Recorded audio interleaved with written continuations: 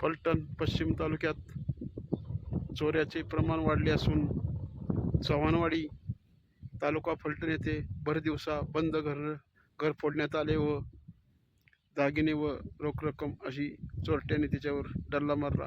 त्याचप्रमाणे रात्री 1:30च्या सुमारास आदर्की बुद्रुक येथील फलटण सातारा रस्त्यावर अज्ञात चोरटे आल्याचे सूचना पोलीस पाटील दीपक भिंगारे यांनी दिल्यानंतर रात्री आदर्की बुद्रुक पोलीस दूरक्षेत्राचे वाघमुडे यांनी व गाडीतून गस्त घातली व पोलीस सायरन वाजवला, परंतु अज्ञात चोरटे पळून जाण्यात यशस्वी झाले।